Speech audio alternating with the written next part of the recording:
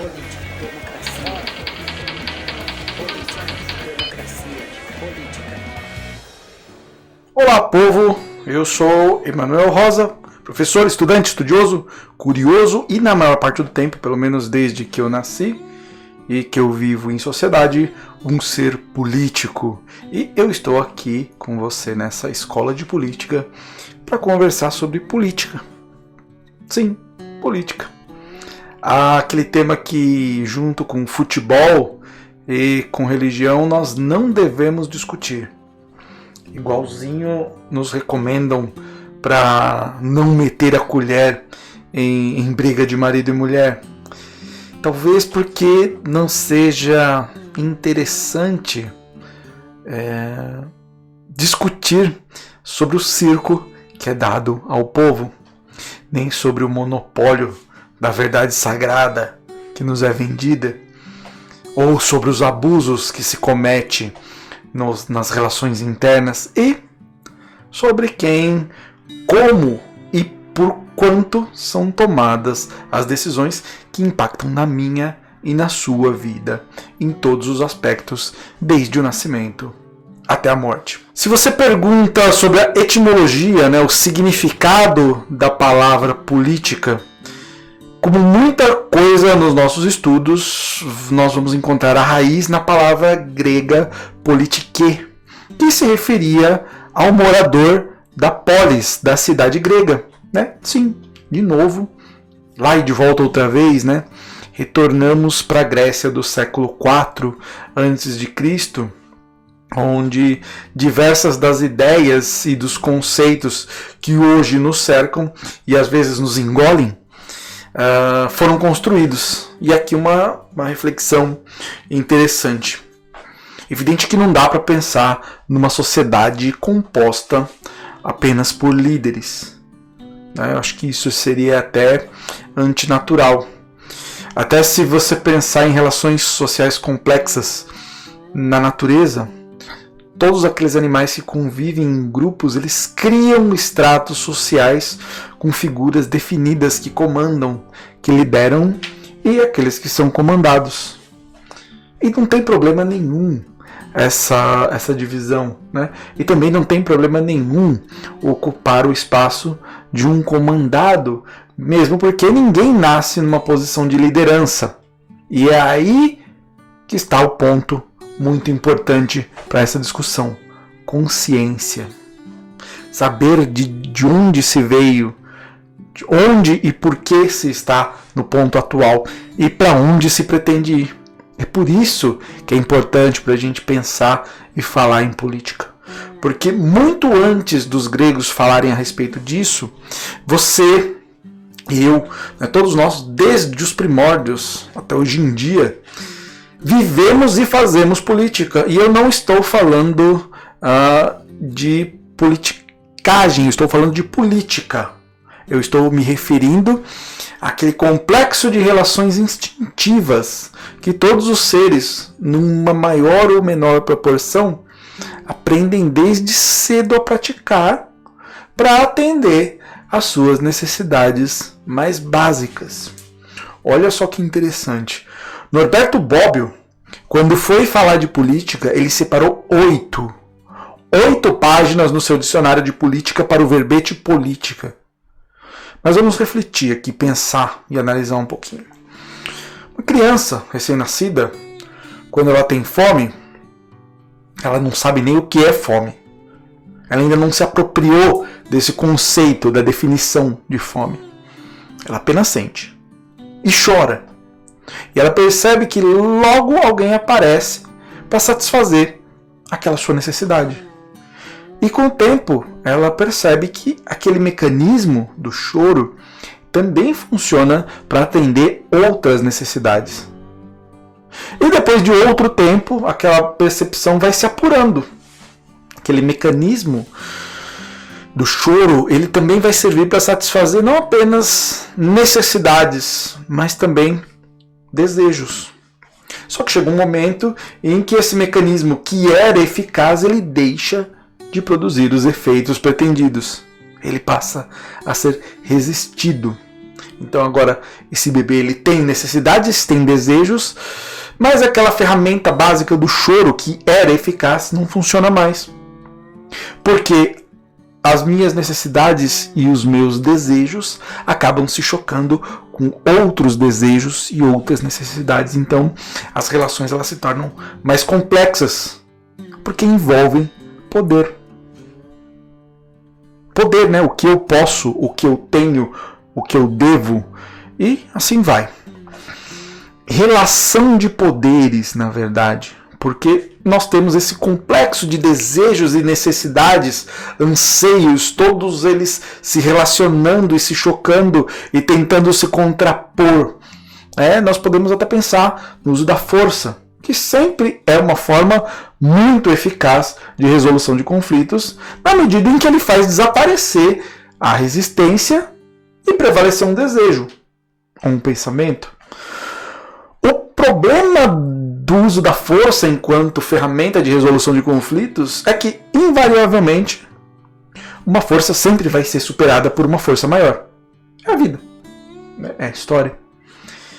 Então, daí surge uma arte refinada, porque não é todo mundo que tem a força. E quando eu falo que surge, eu não estou falando de evolução, não. Tudo isso que acontece e coexiste o tempo todo, muitas vezes se choca e se contrapõe.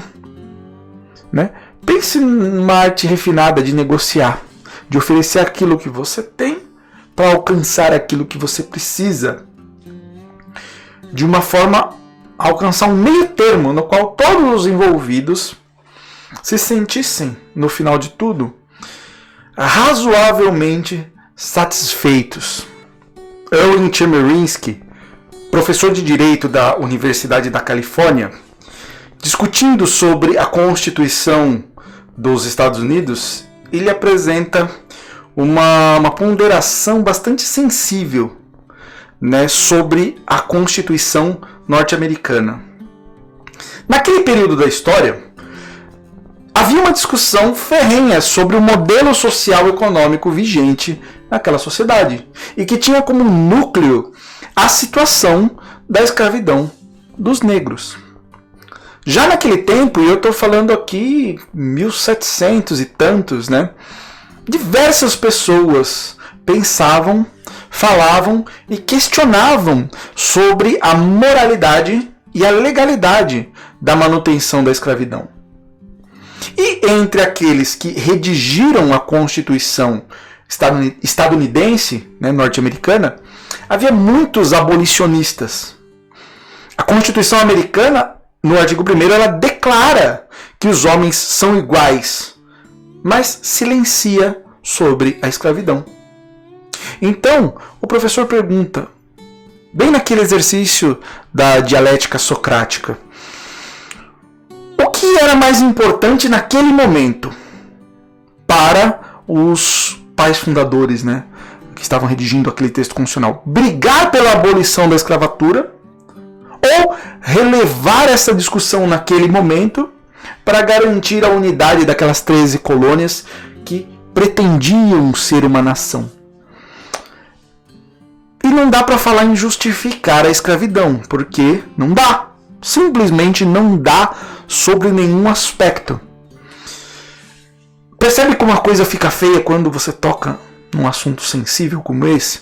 Nessa relação de poder, de quem manda e de quem obedece, principalmente quando dá aquele estalo do quanto nós não percebemos o que está acontecendo, o quanto estamos muito mais sendo levados, mesmo quando a gente acredita que está escolhendo ou comandando alguma coisa.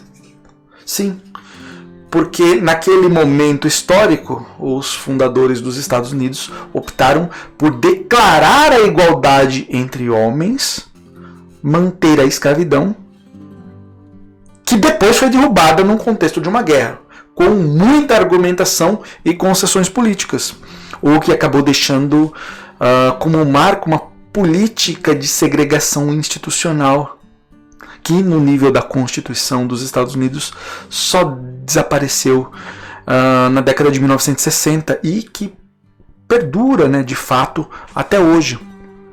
No Brasil nós não tivemos esse tipo de discussão, não porque quando o poder político cedeu à pressão abolicionista, ele foi na sequência derrubado e substituído. E apesar de não falarmos, né, em segregação institucional, ela continua aí, bem debaixo do nosso nariz. Mas é a política, né? A política. Aquele complexo de relações para definir os rumos de uma sociedade institucional que, ao menos, deveria buscar um ponto de equilíbrio entre os anseios e as necessidades dos interessados para atender à própria finalidade da existência de qualquer ente político organizado. Isso era fácil na cidade-estado grega. Você tinha só que atender os anseios dos cidadãos, os homens maiores, proprietários de terras e descendentes dos fundadores. O negócio vai se complicando quando você insere nesse caldo, né, outros interesses e vai ampliando ou restringindo o conceito de cidadão, a ideia de cidadania. Então as coisas vão se tornando confusas e complexas. Mesmo porque o cidadão de hoje, que simplesmente não discute, não gosta ou não se interessa por política, ele pode vir a não ter sido cidadão no passado ou deixar de ser cidadão no futuro. Aí nesse momento, pensar sobre política, entender que ela não é aquele balde de lavagem que é vendido e derramado sobre nós, mas é algo que transcende as pessoas e que existe e que gera efeitos, que impacta na nossa liberdade, na democracia e nos direitos. É só você pensar que os judeus na Alemanha, eles eram cidadãos e até que relativamente bem-sucedidos dentro daquela sociedade. E da noite para o dia, sem aviso ou sem consulta, eles deixaram de ser considerados até mesmo humanos. Também vale, né, o mesmo vale para os traidores da Revolução Francesa, ou para os traidores da Revolução na União Soviética, ou em Cuba, ou os comunistas para Salazar, para Franco, para Pinochet, e outras juntas militares, né, dos países abaixo da linha do Equador. E sim, política. Se você quer entender por que nós estamos vivenciando o momento atual e pensar de uma maneira crítica o momento pelo qual você acredita realmente que é um cidadão hoje, tudo isso é política. Se você não entendeu nada, mas chegou até aqui, vai ver o que é democracia. E pensa um pouquinho, né? Pensa realmente em quem é e por que é cidadão. Obrigado, valeu, tchau, até a próxima.